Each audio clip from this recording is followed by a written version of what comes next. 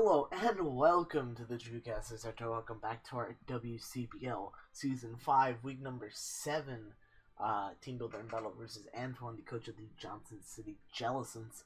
Welcome to 2019 for the Baltimore Brave Birds, the Vancouver Victinis. Going to be very, very fun. So, I do have to catch up on a couple of battles. This is week 7. I've played up to week 10 at the moment I'm recording this, which is the 4th of January. So, yeah. We do have a couple battles to catch up on. My battle versus Antoine, my battle versus Justin, my battle versus A-Guy, my battle versus Pure Awesome. So, let's hop into it.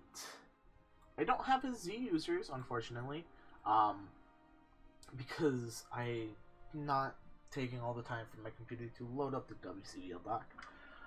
Antoine does have Zera Aura, Mega Diancie, Landorus Therian, Como-O, Delibird, Serena, Aegislash, Incineroar, Ditto, and Golisopod. Very, very interesting team to fight. I was very much expecting the Delibird to come to this game. I knew Golisopod would come to this game. Antoine loves Golisopod. So yeah. Let's go over the team we, in fact, brought this game. So, first up we have KP Wonder Twin B Slurpuff rocking Citrus Berry with Unburden, Dazzling Gleam, Flamethrower, Wish, and Protect. Very especially offensive set we're bringing this week. To abuse the special attack pass into it, as it's my main sweeper this game. I believe it outspeeds Scarfland OT. So that's very nice. I do have to watch out, scout for what kind of sets I'm dealing with to see what I can set up on. So, next up, we have Saul, the Volbeat rocking Prankster. Well, obviously. With Impish, Roost, Tailglow, Baton Pass, and Lunge. The Tailglow Pass allows me to, pass into stuff like Slurpuff, and Dunce basically, this game. Lunge to lower attack stats like Lando and Zera, Golisopod and Serena, so I can set up on them, and then pass easily. So yeah, that's sort of, that gives me two more win cons than what I'd have if I didn't bring it. Next up we have Caliber, the Mega Gyarados, rocking Dragon Dance, Waterfall, Ice Fang, and Crunch basically standard Mega Gyarados, helps me out. I believe at +1 it allows me to outspeed Zera Aura, which is very nice, and Intimidate allows me to set up on things, possibly Aegislash, and Golisopod, and Serena, and I don't have to Mega Evolve, which is very, very nice for setting up. And I'll be able to set up much better on Golisopod since I won't have a Dark type.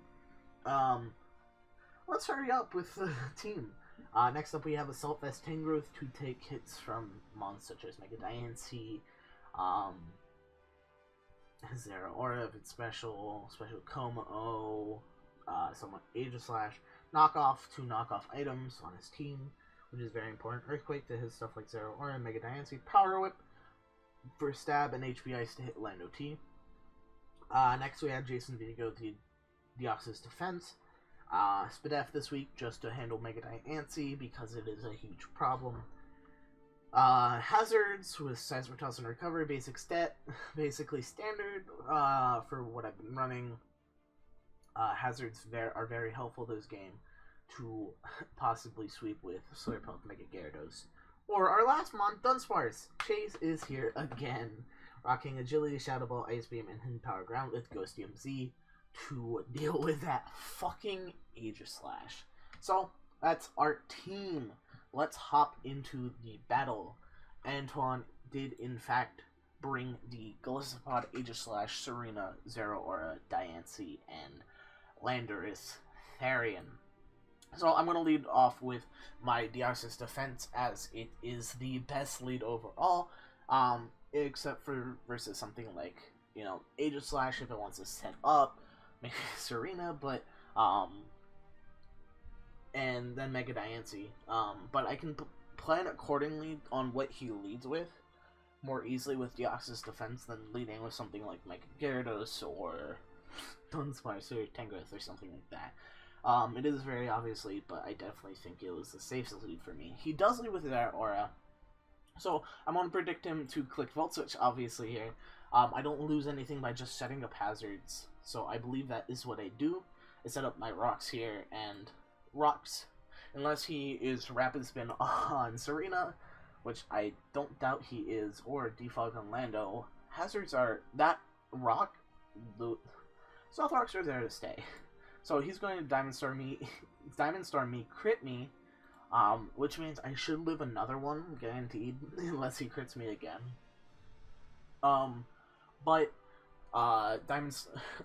Seismitoss does 41%, therefore I will be kind of able to 1v1 this thing very easily, and getting Mega Diancie out of the way early game is very, very important, so I can keep setting up hazards.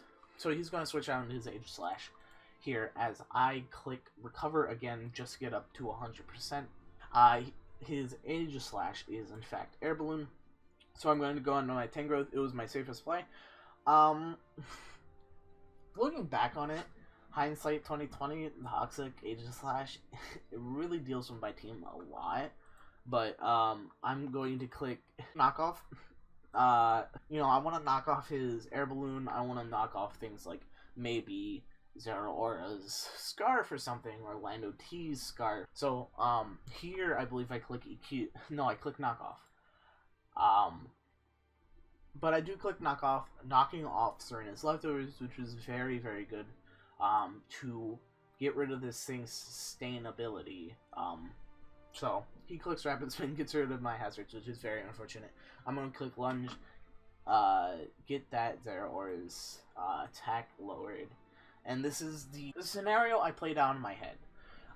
That if Zeraora is -1, he can't do any damage to me, really. Volt Switch is doing 22%.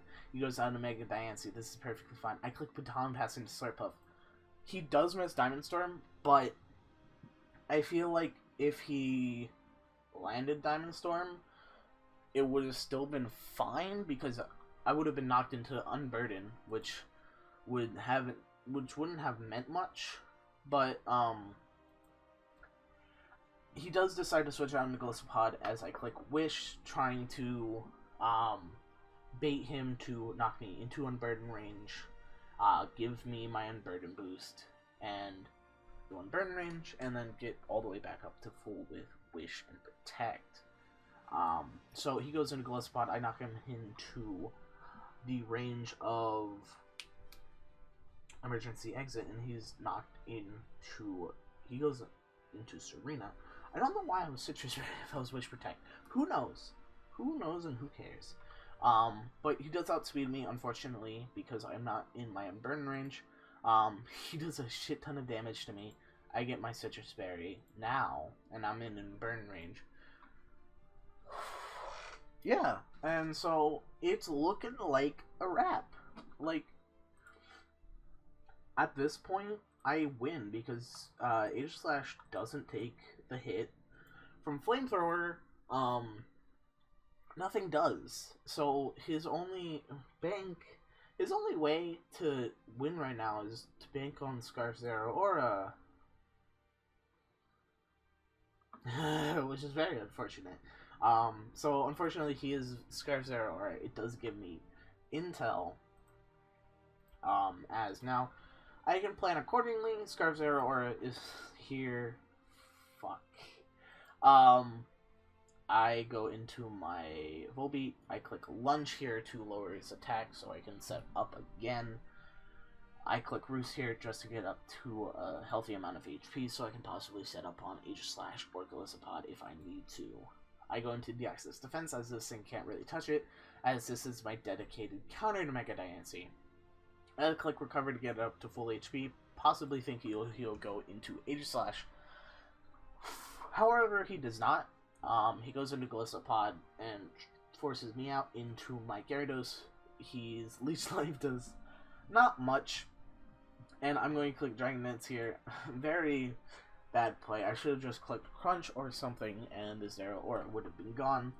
Would have been gone! But I'm going to go into my Deoxys defense. I don't take too much from Plasma Fist. And I force him out. And I force him out into his Mega Dance. Therefore, I get more and more chip off on it. I recover there just to keep a healthy Deoxys defense, because the way I win this game is I need Deoxys defense to be healthy to beat Mega Diancie, to beat Zeraora, and to beat Lando T possibly. And then late game I can come in with something like Gyarados or Dunsparce and boost and win. So I'm going to go into my Tangrowth here on the Aegis Slash as Shadow Ball. Doesn't do too much. I'm going to click EQ here. That's what I clicked EQ. I was predicting the Mega Diancie to come in on the knockoff this time. Unfortunately, he does not. And I don't do much damage. It would have been nice if I got the Mega Diancie prediction right. However, I don't think it's going to matter all too much. So, my Tangrowth is very severely weakened. I go into my Gyarados on the Glisopod, once again forcing it out. I Ice Fang to knock it into emergency exit, and I go right back out. He goes right into his Zeraora to force me out, and I go into my Deoxys defense once again on this thing, because I completely wall this thing, and he can't do much except for go right back out into his Aegis Slash. So he Volt Switches into his Glisopod, trying to force me out once again. So it's just a war of attrition. See who eventually defeats the others. Mon that's trying to force us out. So I'm gonna go into Tangrowth this time. I don't know why. He goes right back out into Glisopod, and I'm going to go back into Gyarados as he clicks First Impression.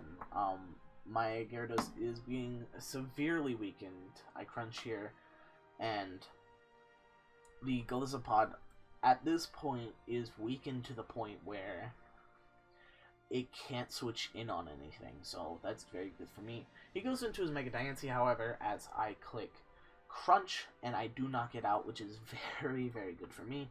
I don't have to repeatedly switch into that Mon anymore, which is good for, you know, my, well, now weakened Mega Gyarados, but, you know, at this point, I'm not expecting to win with Mega Gyarados. I'm hoping to win with somehow getting Volbeat in, Tailglow passing into Dunsparce and winning somehow like that. So let's hope. Mega Diancie goes down now, which is very good for me. I'm going to go into my Deoxys defense, because Deoxys defense is getting more and more expendable as time goes on. He goes into his Landorus there, and I kind of go into panic mode, but he does decide to click U-turn, which is very, very interesting. I expected him to click something like SD, because that was the first time it came out, and if he clicked SD, I lost the game. So, yeah. I guess he was gunning for something like Ice Beam on my Dio, but he U-turns into Aegis Slash on my Seismic Toss, which is very unfortunate for me, as now I'm forced out because my Deoxys can't touch this thing. So, he's going to stance change in and click Shadow Ball and knock out my Mega Gyarados, which, at this point, Mega Gyarados did his job. Glisopod is extremely weakened, Zeraora is extremely weakened. I just have to deal with a almost max HP Aegis Slash and a max HP Landorus Therian. So, it's 4-4. I'm going to go into my Tangrowth as he clicks King Shield. As I click Knockoff, which is very unfortunate. But it's all I can do. I'm going to click Knockoff here, however, and knock off this Zeraora's Choice Scarf, which is very helpful for Agility Dunsparce late game. And now he just gives me Zeraora, which is nice. I'm getting rid of his breakers. So all he has left is that low HP Golisopod and his 2 healthy Mons, which I can definitely beat with Dunce. So he goes into Golisopod. Tangrowth has served his purpose, so this is why I stay in and click Power Whip. Not expecting to outspeed Golisopod, but to sack it off and go into Volpe so I can Tail Glow Pass. I do, however, outspeed and hit Golisopod with a Power Whip and kill it, which I didn't expect. But that's fine with me. Golisopod was a very scary mon to my DoD and my Tangrowth, so I'm perfectly fine with sacking it off. And having Golisopod go. So now it goes into Aegislash. And at this point, I'm like, okay, I need to get damage off on this thing. But I also need to be able to get in Volpe here. Because if I don't get Volpe in here, his SD Lando can just win. Because Volpe doesn't wall Lando if it's a fly, and then it's a bunch of things that I can't really do with dealing with his team. So I need to get Volpe in here somehow. So I'm going to sack off.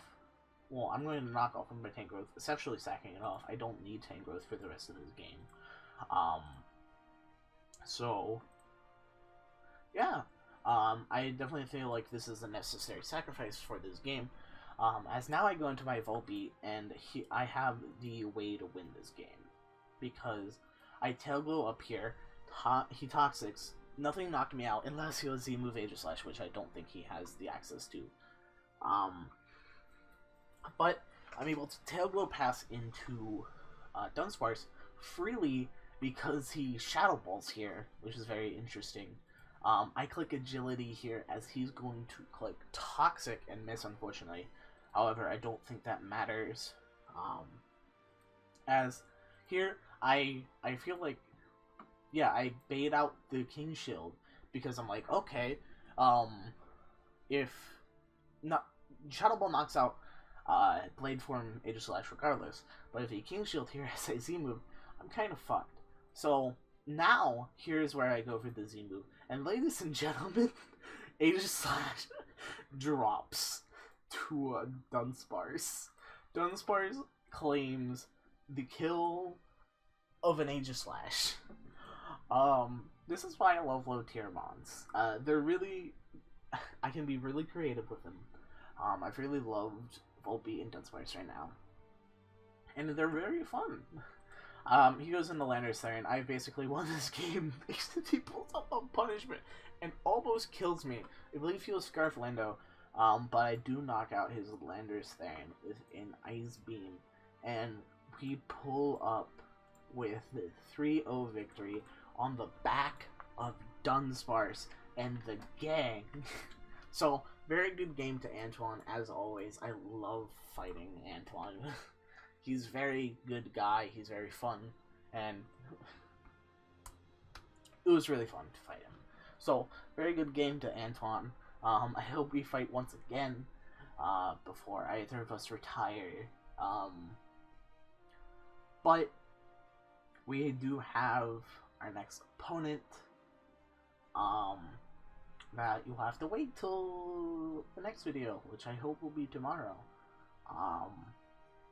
Justin, our mentor, the guy who's helped us all this way, and we get to fight him once more. So let's get this money. Let's hope we beat Justin. Very good game to Antoine once again. And if you enjoyed, comment, rate, subscribe. It really helps out the channel. If you really want to see more, you know where to look. Bye bye.